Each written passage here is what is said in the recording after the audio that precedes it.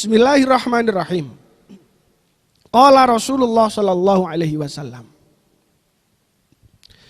Salah satun. Katanya Kanjeng Nabi niku salah satun. Para pemirsa TV 9 dan semua hadirin, ada 3 orang, ada 3 kelompok atau 3 individu. Layak balullahu lahum sholatan, yang tidak diterima oleh Allah sholatnya.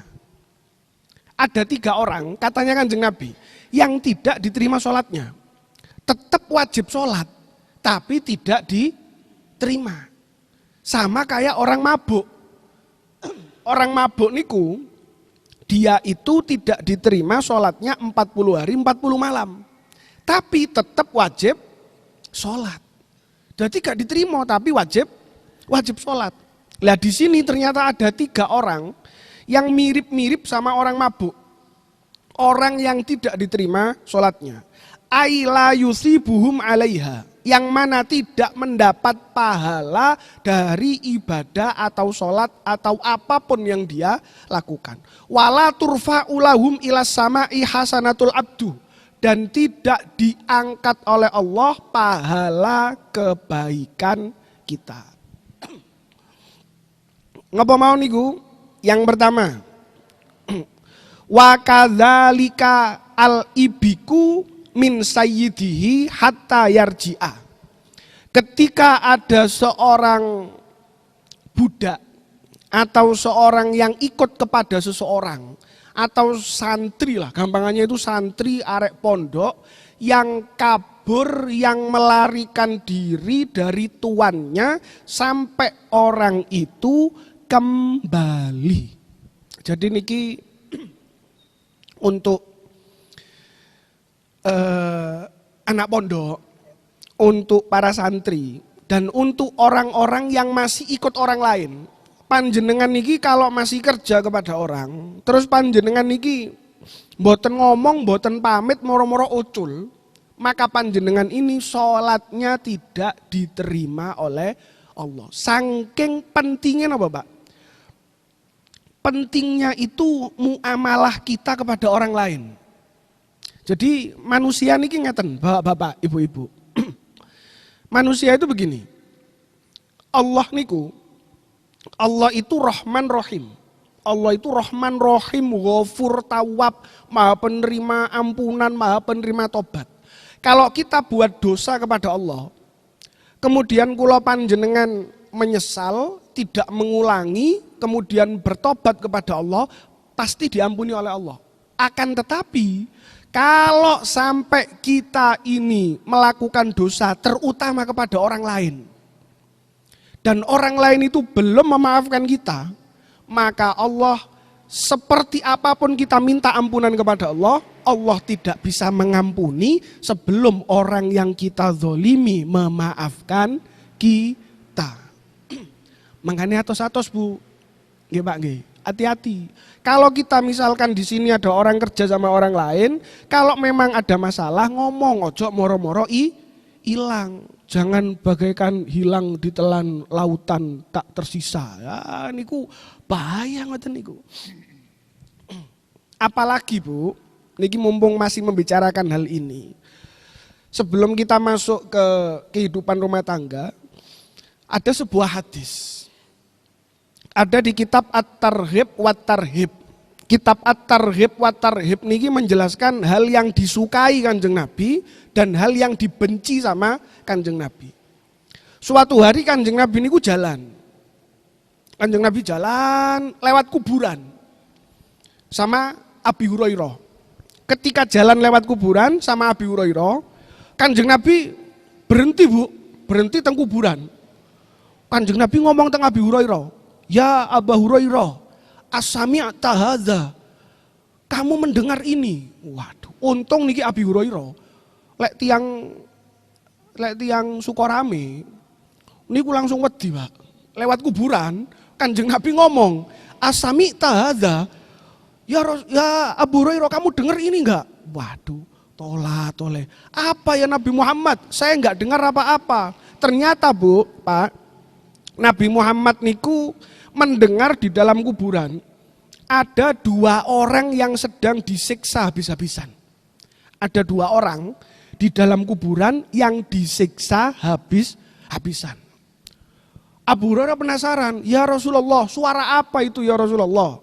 Di dalam kuburan ini ada 2 orang. Dosanya remeh, tapi siksanya berat. Dosanya remeh, tapi siksanya berat. Kenapa 2 orang ini ya Rasulullah? Saya kepingin tahu ya Rasulullah. Kenapa 2 orang ini siksanya berat meskipun dosanya kecil? Yang pertama katanya Nabi Muhammad, orang yang istinjaknya tidak bersih. Bapak-bapak, ibu-ibu, cewek, ngertos cewek, sanes cowek. Lek cowek niku damel ngulek sambel. Lek cewek musuhnya cowok. Nggih. Lek cewek niku istinja. Orang kalau istinjaknya enggak betul atau ceweknya enggak betul, niku diancam oleh Nabi Muhammad siksanya berat masih dosanya remeh. Kenapa? Karena kalau kita cewek enggak bener masih ada najis, mau panjenengan sholat kayak apa pasti tidak akan sah. Makanya ceweknya niku turung hati-hati, jangan sembarangan. Nopo malih sing ngoyo-ngoyoni sore wit. Aduh. Yang salah satu yang tidak boleh itu kencing di bawah pohon yang berbuah atau kencing di lobang. Menawi panjenengan lewat sawah terus wonten leng nggih, teng mriki leng. Jenengan kencing di situ tidak boleh, Bu, Pak. Kenapa? Kuatire loro. Kuatir pertama kalau panjenengan kencing di situ ada hewan yang jinak, terus panjenengan kencing, hewannya mati, ono semut, ono terwelon, kene oyone wong sukorame kan, terus terwilone mati, kuatir. Niku kekhawatiran pertama. Kekhawatiran kedua, mboten terwilune bukan semutnya yang mati. Kuatir kalau di dalam ada hewan yang buas. Wonten ulo, jenengan uyui, uloe muring-muring, dicewakot. Lep, waduh. Hancur masa depan gitu mungkin. Masa depan suram. Makanya itu tidak boleh. Kencing di lobang niku tidak boleh. Terus niku yang pertama, Pak. Orang yang kencingnya sembarangan, istinjaknya gak betul, cewoke sembarangan. Karena pasti sholatnya gak sah. Yang kedua, ini kalau ngomongnya gak enak, tapi kudu kalau ngomong nih. Yang kedua, orang yang sukanya ngerasani orang lain. Wong sing senengane maidu wong liya. Kenapa? Karena orang kalau senengane maidu ngilokno adu domba, ngerasani, ngelek-ngelekno orang lain, dosanya orang ini tidak bisa diampuni sebelum orang yang dirasani atau diilokno nyepuro tiang niku. Ketoke remeh. Napa malah lek ngrasani wong Bu, kowe enak ngoten Bu. Rasane kowe lega lek mari ngrasani wong. Kuwi kuyu tuku TV 30 in iku duwe oleh ngentit iku. Waduh. Rasane kowe makdes ngoten enak Bu rasane. Rasane enak tapi dosanya masih cilik, tapi siksanya berat. Akan tetapi, tenang Bu, akan ada tetapinya ini. Terus Kanjeng Nabi niku ngomong ke Abu Hurairah, ada 2 orang di sini, siksanya berat masih dosa enteng. Kemudian Kanjeng Nabi mengambil pelepah kurma. Mengambil pelepah kurma, diambil oleh Kanjeng Nabi, ditaruh di atas kuburan itu. Abu Hurairah kaget. Loh, Kanjeng Nabi, kenapa kok panjenengan naruh pelepah kurma di situ? Naruh pelepah kurma yang masih segar, yang masih basah, ditaruh di situ. Apakah bermanfaat untuk orang yang mati? Jawabannya Nabi Muhammad, manfaat. Karena ini akan meringankan siksa orang yang di dalam kubur. Sanes kula Bu sing ngomong, Kanjeng Nabi yang bilang. Lah karena di sini itu tidak ada pelepah kurma, makanya kalau panjenengan ke kuburan niku mesti nggawa kembang. Lah, kembang ya Pak, kembang. Keranten nopo lek golek pelepah kurma kasihan panjenengan kudu nang Arab dhisik. nang Arab golek kurma terus rene, bangkrut panjenengan, Bu. Bangkrut. Atau kalau nggak gitu, kasihan di sini ada wisata kebun kurma, kasihan. Kok digeruduk wong akeh golek pelepah kurma di telekono. Entek. Jadi niki menunjukkan memang memberi tumbuh-tumbuhan atau dedaunan di atas kuburan niku pernah dicontohkan oleh Nabi Muhammad. Tapi yo aja digawe enteng. Mungkin wis babas aku tak ngerasani wong, sing penting kok dikei wit-witan, dikei kembang, boten ngoten. Jangan mengentengkan sesuatu karena kita itu enggak tahu kok adzabe kaya apa. Tapi minimal ono dalile lah. Panjenengan beto kembang ono dalile. Tapi yo aja kembang tok, yo ambek sedekah gawe wong tuane. Kembang tok saken wong tuane. Ingat nggih, bukan kembangnya itu dimakan, bukan. Napa malih sampai kita bawa sesajen. Nggo sajen didele teng kuburan. Isuke sajen entek. Wah, dipangan ambek wong mati. Mboten dipangan arek cilik sing liwat niku teng mriku, Bu. Ono arek cilik liwat dipangan, kali arek cilik niku. Jadi ngaten. Yang pertama orang yang kabur tanpa pamit. Yang kedua, lah niki dosanya ibadahnya tidak diterima. Wal mar'atu as-sakhitu 'alaiha zaujuha. Perempuan yang dibenci oleh suaminya. Linahwi nusyuzin, karena perempuan ini nusyus hatta yardo, sampai suaminya niki ridho. Nusyus niku napa, Bu? Saya perlu kasih tahu nusyus. Hari ini temanya ini nusyus. Nusyus niku perempuan yang membangkang. Perempuan yang membangkang. Suami memberi perintah yang masuk akal, nggih, perintahnya kedah masuk akal lho Pak nggih. Ojo sampai sing lanang ngomong, "Ayo Bu, njegur nang sumur Bu." Lah niku gak masuk akal. "Ayo Bu, jenengan kayang Bu." Lah apa kate kayang barang? "Ayo Bu, jenengan koprol." Mboten masuk akal. Selama perintah dari suami niki masuk akal dan tidak berlawanan dengan syariat Allah, maka wajib dilakukan oleh istri. Lah, lek sing wedok niki nusyus niki mbangkang boten purun, maka perempuan ini ibadahnya, sholatnya tidak akan diterima oleh Allah. Bu, Pak, begitu nikmatnya Allah itu memberi perempuan sarana untuk dapat pahala. Menawi tiang jaler ngudek kopi, nggak dapat pahala, Bu. Ibu-ibu disuruh suaminya ngudek kopi, sing penting tangannya sing goyang, ojo bokonge sing goyang. Lek bokonge sing goyang niki bahaya. Yang penting panjenengan buatkan kopi disuruh suaminya, pahala, Bu. Berarti gampangan wong wedok napa wong lanang angsal pahala. Wong lanang ngudek kopi ngoweten, Bu. Waduh sampai teolen tangane.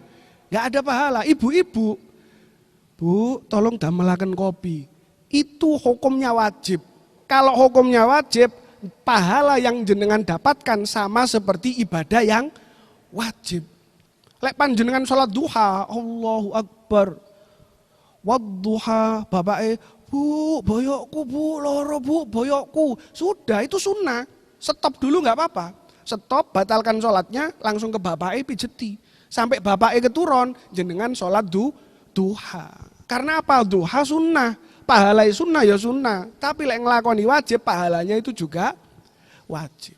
Jangan dikira wong wedok dikongkoni tok. Tenang, Allah itu adil. Ketika Allah menyuruh seorang wanita taat, ya Allah juga menyiapkan pahala bagi ketaatan wanita tersebut.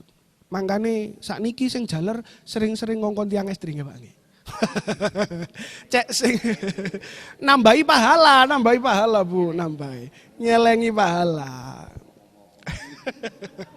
Tapi tolong anu. Mungkin kula di DM malah ambek netizen. Tapi tolong melihat kondisi. Jadi jangan sampai ketika istrinya mungkin maca Quran, terus sampai sing lanang ya didelok dhisik. Jangan moro-moro dicelui, jangan deloken sik. Di Kediri itu ada kiai namanya Mubasyir Munzir. Mbah Mubasyir Munzir niku tidak kumpul sama istrinya niku 5 tahun, Pak. 5 tahun boten kumpul sama istrinya. Kenapa? Karena setiap kali mau kumpul sama istrinya baca Quran. Jadi gak wani. Teng kamar, tok tok tok, assalamualaikum. Loh, mau Quran, ditinggal. Setelah itu istrinya datang ke kamarnya, Yai Mubashir Mundir. Tok tok tok, bojone mau Quran, ngoten tok terus Bu, 5 tahun. 5 tahun, Bun, ngoten niku. 5 tahun, teolen lah 5 tahun niku paling. Tapi lek kados ngoten niku padha ridhone, padha senenge. Niku Mbah Mubashir Mundir niku punya pesantren di Kediri, Pondok Maunah Sari. Niku yang lulus dari situ. Niku jadi ulama besar-besar semua, Pak. Pondok Lirboyo, Pondok Ploso niku rata-rata murid dari Mbah Mubashir Mundir. Di rumahnya mertua saya itu ada fotonya. Pak besar ngono. Jadi lek kate macam-macam teng ngrone mertua kula mikir kula, waduh, ono fotone iki ndek gini. Gak wani aneh-aneh. Jadi begitu, Bu. Ketika Allah niku menyiapkan sesuatu untuk kita, tenang saja. Semua konsekuensi, semua efek, semua apapun yang kita dapatkan dari yang kita lakukan, itu disiapkan yang terbaik oleh Allah. Siap pun pokoknya wis. Yang terakhir, wasakronu hatta yashu min sakrihi. Orang yang mabuk sampai orang itu sehat, waras, sembuh dari mabuknya. Mabuk itu nggak apa-apa, Bu, tapi jangan di dunia. Mabuk nanti silakan di akhirat, di surga. Kenapa? Menawi teng hadis itu kan dijelaskan nanti itu ada telaga yang isinya itu homer, Pak. Tapi teng swarga, kalau panjenengan mau mabuk, masuk surga dulu. Syarat masuk surga harus mati dulu. Siap nopo jenengan? Tidak, karena memang di dunia ini dilarang oleh Allah. Jadi nggak boleh. Jenengan mau mabuk model apa saja tidak boleh. Dilarang memang. Kenapa kok Allah melarang? Karena memang tubuh kita niki tidak disiapkan oleh Allah minuman seperti itu. Dan semua yang dilarang oleh Allah itu roto-roto disiapkan oleh Allah gantinya niku teng akhirat, Pak. Disiapkan oleh Allah. Karena Allah menciptakan kita niki tahu porsinya, tahu kadar kita, tahu kemampuan kita. Ketika kita di dunia laki-laki cuma boleh nikah 4. Boleh, saya tidak ngomong harus, boleh. Kalau khawatir ono sing protes manten ngeten. Soalnya ini sensitif sekali kalau ngomong seperti ini itu sensitif. Diketingi wong wedok kula ngene ya apa nih. Ini kalau saya pulang istri saya ini ngecek YouTube, Bu, biasanya, Bu. Ngomong apa mang sampean. Dicek YouTube-nya itu dicek itu. Ketika Allah membolehkan laki-laki itu menikah 4 di dunia, karena memang kemampuan maksimal manusia itu 4. 4. Maksimal niku mek 4. Tapi nanti ketika di surga mau wong wedok 999, 97, monggo mboten napa-napa. Karena dijanjikan kalau di surga gak ono kesele, gak ono kemenge. Teng mriki rong dina pisan jamune telung krat jamune. Ya Allah, aduh boyok mari lopo tandang gawe. Ya Allah, memang gak kuat. Tubuh kita niki diciptakan terbatas. Lah 3 orang ini yang apabila melakukan hal tersebut, maka orang ini tidak diterima ibadahnya, sholatnya, apapun amalnya oleh Allah. Tapi tetap wajib melakukan. Makanya saya pesan kepada semuanya. Pemirsa TV 9, baik yang kerja, baik yang mondok, baik yang sekolah, ataupun ibu-ibu kepada suaminya, ataupun orang yang mungkin masih sampai sekarang ini suka mabuk minuman keras, ini tolong jangan diteruskan. Tolong sing nurut ke pengasuhnya, nurut ke atasannya, nurut ke siapa saja. Suaminya nurut ke istrinya, nurut ke suaminya. Kemudian jangan sampai mabuk minuman keras. Karena kadang kita kalau melawan hal seperti ini itu nafsu, Pak. Itu nafsu. Wong niku pasti enten nafsune. Tidak ada orang yang bebas dari nafsu, nggih Bu nggih? Enggak ada. Saya saja Bu, kebetulan saya ini ceramah. Saya kalau dikasih perempuan yang cuantik, nafsu Bu, enggak ada ceritanya laki-laki enggak nafsu, pasti nafsu. Tapi masalahnya kan bisa mengontrol nafsunya atau tidak mengontrol nafsunya. Saya kalau dikasih uang 2 miliar di depan saya, ya saya kepingin ngambil 2 miliar Pak. 2 miliar ono di ngarepku. Ya kepingin, siapapun bukan cuma saya. Mau ulama seperti apapun kasih uang 2 miliar kepingin. Tapi kan kita tahu ini nafsu, ku apa duduk, kan ngoten. Ono wong wedok wayu, megal-megol. Wah, sing lanang niki, waduh, nafsu aku, iki duduk bojoku, mosok kate tak ode-ode, kan mboten nangsal, itu nafsu. Bahkan ada di kitab Tambihul Ghafilin sama kitab Durratun Nasihin, niku Allah niku menciptakan di dalam diri manusia itu 3 hal. Yang pertama itu hati, yang kedua akal, yang ketiga itu nafsu. Ketika Allah menciptakan hati, Allah memanggil hati, ya qalb ta'al, wahai hati, kemarilah. Dipanggil, ati niku langsung noleh. Mergo napa? Ati niku api. Wong sing atine api pasti langsung nurut. Makanya kalau ada masalah jenengan keluar, jenengan nopo mawon sing dielingno mesti ati. Badhe teng pundi? Teng pasar, hati-hati yo sing melaku sikile kok gak sikil-sikil ae. Nang di nang pasar sikil-sikil yo. Nang di nang pasar endas-endas yo. Nang di tangan-tangan yo mboten, yang diingatkan hati. Ketika hati dipanggil oleh Allah, wah ya qalb ta'al, wahai hati kemarilah. Hati niku langsung noleh. Ditanya lagi oleh Allah, man anta, siapa kamu, wa man ana, dan siapa saya. Jawabannya hati ngeten, anta rabbi wa ana abduka. Engkau adalah Tuhanku ya Allah, dan aku adalah hambamu. Niku hati Pak. Sing didhisikno Gusti Allah, anta rabbi. Sing didhisikno Gusti Allah dulu yang disebut, anta rabbi wa ana abduka, dan saya adalah hambamu. Langsung noleh hati. Yang kedua akal. Akal niku diciptakan oleh Allah, dipanggil oleh Allah, ya akal, wahai akal. Meneng rumiyin, mergo napa? Akal niki penggaweane mikir. Noleh tagak, lek gak noleh dikepuki, lek gak noleh disiksa, akhirnya akal, butuh waktu tapi tetap noleh. Niki akal. Noleh teng mriku ditanya sama oleh Allah. Man anta wa man ana. Siapa kamu dan siapa saya? Jawabannya akal, anta rabbun wa ana abdun. Engkau adalah Tuhan dan saya adalah hamba. Tapi gak ono sambungane.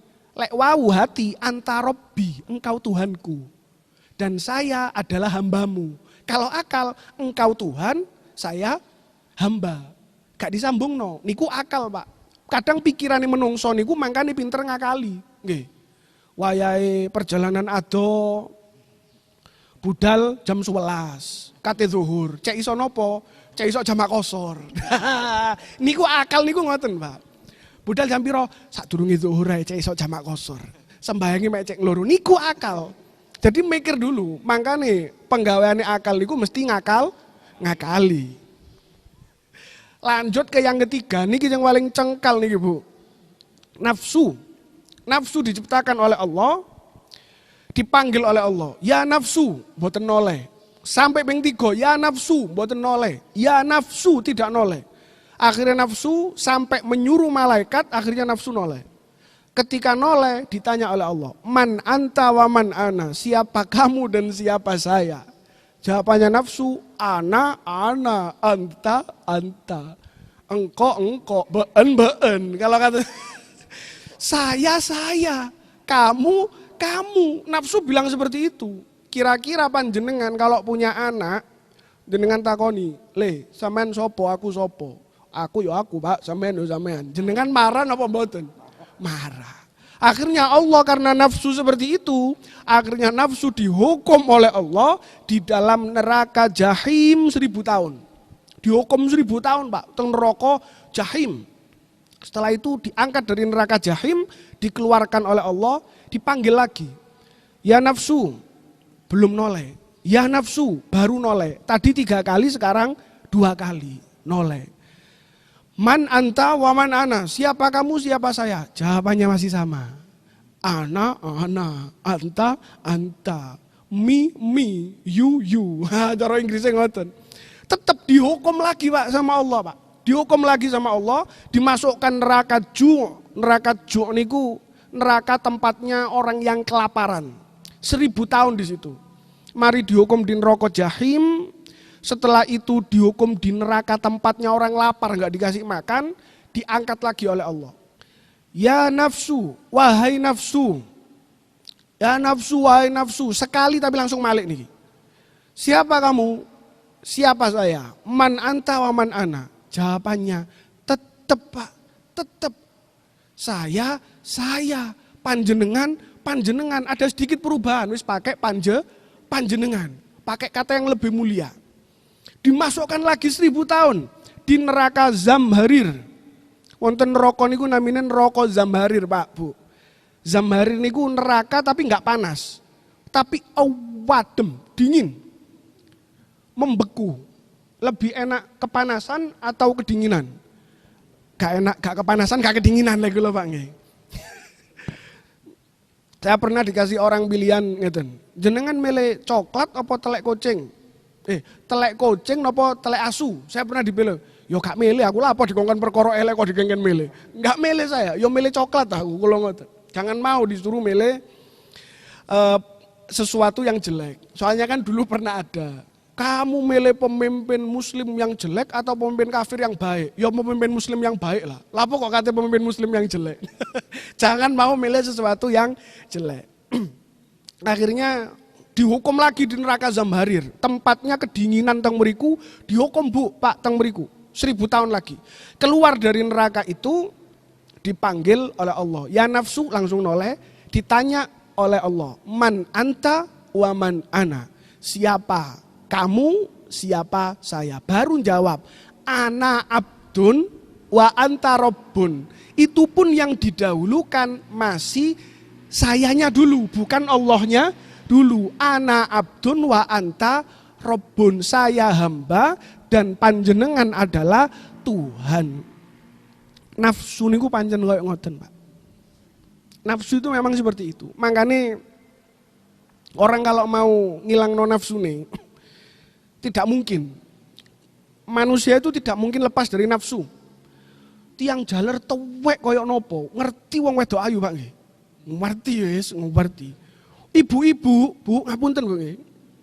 Tuwek koyo nopo, ngerti kapan wayahe gawe klambi iki, kapan wayahe gawe klambi iko. Nggih Bu nggih. Nggih. Laki-laki niku memang dan perempuan niku beda, Bu, Pak. Sifatnya itu beda. Kalau perempuan niku lebih menyukai keindahan. Makanya bapak gak ganti kelambi, ibu-ibu ganti kelambi. Karena memang ibu-ibu itu seperti itu, Bu. Gak apa-apa, memang gak apa-apa karena memang perempuan itu. Lek wong lanang gak pati ngurus, ngeten-ngeten niki memang diciptakan Allah tidak pati ngurus. Ibu-ibu niku ngerti, nyekel kelambi titik, oh kelambi 1.000 iki. Wah iki kelambi 20.000, ngerti ibu-ibu ngeten niki. Lek wong lanang mereke opo, enggak tahu, laki-laki enggak tahu. Dan nafsu itu akan terus ada, tidak mungkin hilang karena itu bagian dari diri kita. Kenapa Pak, Bu? Kenapa? Allah itu menciptakan nafsu supaya Allah itu tahu. Endi wong sing luwe apik iso ngontrol nafsu apa enggak. Tujuannya nafsu itu kan jadi ujian. Kalau kita di dunia gak ada ujiane, ya apa carane ro wong iki pantes swarga 1, 2, 3, 4, gitu kan? Panjenengan misalkan punya murid, bagaimana cara panjenengan tahu anak ini pinter, anak iki gak pati pinter, anak iki rodok gak pati pinter maneh, kate ngomong goblok gak enak kula nggih. Wis kadung ngomong niki man gitu. Niki bagaimana cara kita tahu anak ini bagus, kurang bagus kan dengan cara diuji. Lah Allah memberi kita nafsu itu ya menguji kita. Jangan sampai kenapa sih Allah memberi saya nafsu, saya sampai gak mau nurut ke suami saya. Kenapa sih saya diberi nafsu yang laki-laki sampai saya ini tertarik sama perempuan lain. Tidak. Itu ujian dari Allah dan Allah sudah memberi kita solusinya. Apa? Allah memberi kita hati. Hati ini untuk mengontrol nafsu tersebut. Karena itu jangan menyalahkan Allah kalau kita marah-marah. Soalnya ada orang niku gini, Pak, pernah ngomong ke saya ini berbuat maksiat ini takdiri Allah. Ya tutu takdiri Allah toh Pak, anjene kelakuane sampean dhewe. Kita kan dikasih akal, kita ini punya dua senjata, musuhnya cuma satu. Senjata kita hati dan akal. Musuhnya nafsu. Kok iso sampai katik nyalano Gusti Allah? Ada Pak orang seperti itu. Ini saya ditakdirkan oleh Allah memang nakal seperti ini. Yo gak anjene sampean ae golek alasan. Jadi tolong jangan sampai kita ini melakukan hal-hal yang dilarang ini tadi, terutama hubungannya di dalam rumah tangga. Apabila suami gak mau merawat istrinya dan istri tidak mau nurut kepada suaminya. Nusyus niku mangke dibagi 3. Nusyus niku kalau misalkan ada istri gak nurut kepada suaminya, langkahnya 3, Bu. Yang pertama, jangan disopo. Jadi mboten angsal moro-moro tiang jaler niki wong wedok gak nurut moro dikeplak, tidak. Ada 3 langkah. Yang pertama, ojo direken sih. Misalnya bangkange kenemenen gitu, kenemenen bangkange. Jangan disopo sih. Kalau sudah nggak disapa, langkah kedua pisah ranjang. Jadi gak turu bareng. Mau sing lanang diusir apa kirangan gini. Pisah ranjang. Yang ketiga baru boleh mukul, itu pun tidak boleh di wajah. Karena apa? Di wajah pasti vital, pasti akan bahaya dan menimbulkan bekas jadi nggarai fitnah. Mukul oleh teng mriki itu pun niatnya tidak boleh niat menyakiti. Kalau panjenengan ngomong Islam ini agama yang keras memukul perempuan, jangan langsung naik ke yang level ketiga. Ingatlah ada langkah untuk tidak ngereken dan ada langkah untuk pisah ranjang. Soalnya saya pernah Bu, Pak, ditanyai orang non muslim, kenapa Islam membolehkan laki-laki memukul perempuan? Lah ini harus saya jelaskan. Lek wong gak ahli ini ojo ngomong kan, ngoten nggih Bang. Jangan ngomong. Jadi saya kasih tahu, enggak gitu. Islam itu ada langkahnya. Begini, sekian waktu baru begini, sekian waktu baru mukul. Itu pun mukul ada syaratnya. Gak moro-moro ngepo. Makanya bapak-bapak ojo gepuan. Kecuali lek gepuke ambek dhuwit, Bu nggih. Wah, gepuke ambek dhuwit tak begok ngono. Tas langsung gak apa-apa gebuk-gebukan mono dhuwit ngene. Jadi ngoten. 3 hal yang membuat orang tidak diterima sholatnya, tidak diterima ibadahnya. Sampai di sini mungkin masih ada waktu menawi wonten pertanyaan saking para hadirin, hadirat monggo. Bismillahirrahmanirrahim. Assalamualaikum warahmatullahi wabarakatuh. Pak Ustadz, ada sebuah pertanyaan yang mungkin ini banyak dialami di dalam kehidupan kita, di mana ada penjelasan bahwa seorang istri apabila mau keluar rumah itu harus seizin suami. Kemudian di dalam kehidupan juga ada janda, ada duda. Itu kalau keluar izinnya kepada siapa? Karena ini merupakan akhlak. Jadi itu saja mungkin bisa dijelaskan. Terima kasih. Assalamualaikum warahmatullahi wabarakatuh. Ya ini kalau bahas janda nih suka nih kalau bahas janda nih. Perawan memang menawan tapi janda lebih menggoda. Boten Bu guyon niki Bu guyon. Kok kula diprotes netizen mana aku gara-gara iki. Begini. Saya ingat hadisnya Kanjeng Nabi. Saya itu sebisa mungkin kalau jawab pertanyaan orang lek ayat Quran, hadis atau qaul ulama atau saya ambil dari kitab. Ada hadis itu saya ingat begini. As-sa'i 'alal armalah wal masakin kal mujahid fi sabilillah. As-sa'i orang yang menolong, armalah. Armalah niku napa? Janda-janda.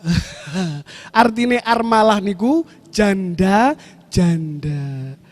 Dan menolong wal masakin orang miskin. Itu kal mujahid seperti orang yang berjihad di sabilillah, di jalannya Allah Subhanahu wa taala. Niki jenengan inget-inget nggih TV 9 para pemirsa. Jenengan inget-inget hadisnya nih. Hadis keutamaan menolong janda.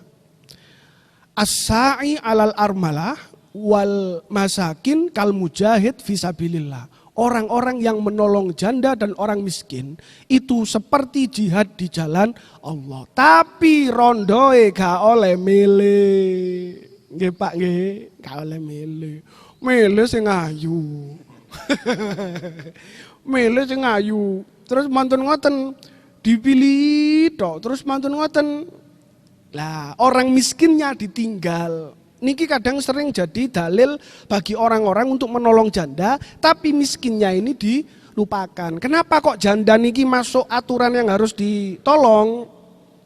Karena janda niki punya keistimewaan, Pak Haji dan pemirsa TV 9. Janda niki dan duda, mereka ini kalau melakukan apapun sudah bebas.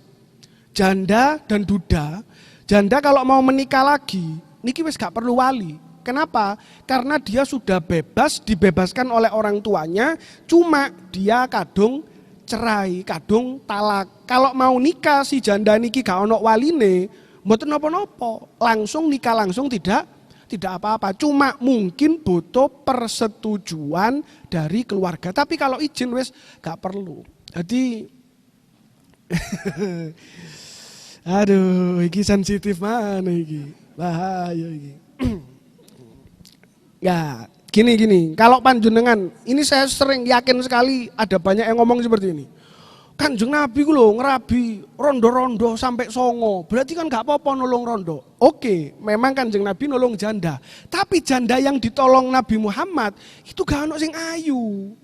Kalau kita mau betul-betul nyontoh Nabi, yo ojo milih rondo sing ayu, ya kan?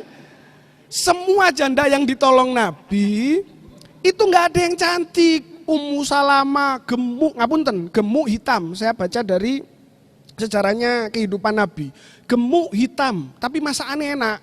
Makanya wong sing lemu ambek ireng rata-rata masakane. Boten Bu, guyon Bu. Guyon. Guyon. Ada lagi janda niku yang ngapunten kurus, terus umurnya sudah 50, umurnya sudah 60. Secantik-cantiknya perempuan kalau sudah umur 60 kan ya begitu nih kan nggih ngoten niku.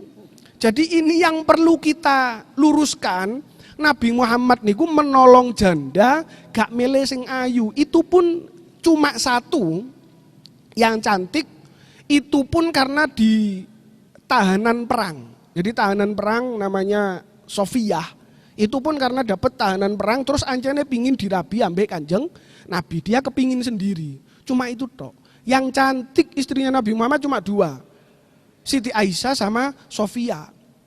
Itu pun cinta sejatinya Nabi Muhammad bukan Siti Aisyah sama Sofia, bukan, tapi Siti Khadijah. Siti Khadijah dinikahi Nabi Muhammad. Niku Nabi Muhammad umur selangkung segome, cara medun segome 25. Orang Siti Khadijahnya umur 40 tahun. Perempuan umur 40 tahun, nggih ngapunten. Tapi yang dicintai sama Nabi Muhammad niku Siti Khadijah. Niki mengajarkan kita nopo, Pak? Jangan melihat fisik. Cinta niku tidak melihat fisik. Cinta itu betul-betul dari hati. Kalau kita mau menolong janda, mau menikahi janda izin ke siapa? Janda niku sudah bebas. Kenapa kok janda niku bebas, Pak Haji? Tujuannya nopo? Cendang ketemu jodone. Cendang ketemu jodone. Karena janda dan duda niku bahaya, Pak. Semakin lama menjanda dan semakin lama menduda niku bahaya. Akan semakin dekat kepada jurang perzinaan. Sementara teng Quran wala taqrabuz zina. Laki-laki nggih. Laki-laki kalau ditinggal istrinya entah cerai atau gimana, niku disunahkan nikah secepat mungkin. Disunahkan nikah secepat mungkin. Kalau perempuan nunggu masa iddah. Kenapa ada masa iddah? Karena khawatir, bukan karena diskriminatif kepada perempuan. Khawatir di dalamnya perempuan niki ada rahim, ada apa? Ada janinnya. Jadi nunggu 4 bulan, ada yang 3 bulan 10 hari, ada yang 3 kali suci, 4 kali suci. Tujuannya nopo? Ben jelas anake sopo. Lek pancene meteng berarti si anake mantan suaminya. Lek wis 4 wulan berarti semua sisa sperma atau sisa sel ovum yang ada di sini sudah keluar, berarti jelas anake bojo sing anyar. Tujuan iddah itu. Ada yang pernah tanya ke saya, kenapa laki-laki boleh langsung nikah, perempuan nggak boleh nikah? Memelihara nasab. Ben jelas anake sapa. Lek gak ngono kula kuwatir campur. Irunge mirip iki, kupinge mirip iki. Motoe mirip iki. Meskipun secara biologi nggak mungkin loh Pak nggih, Bu nggih. Nggak mungkin, tapi kan ben jelas iki anake sapa. Kenapa butuh jelas? Supaya pembagian warisan jelas. Kalau nasab nggak jelas, dudu anakku kok gak oleh duit teko bapak iki. Terus gini, gak oleh duit teko bapak iki, kasihan anaknya. Jadi jelas bin sopo, bin siapa, tujuannya cuma itu. Kalau laki-laki bisa hamil, mungkin laki-laki ada masa iddah. Kalau laki-laki, meskipun banyak laki-laki yang hamil nggih sekarang nggih, gak metu-metu tapi. Sing lemu-lemu sing lemu-lemu laki-laki hamil niku. Kalau laki-laki bisa hamil juga ada masa iddah. Juga ada, tapi ini dalam tujuan untuk memelihara keturunan faraid dalam rangka ilmu waris supaya nasab jelas, waris jelas, anake nggih jelas. Ngoten nggih Pak Haji nggih.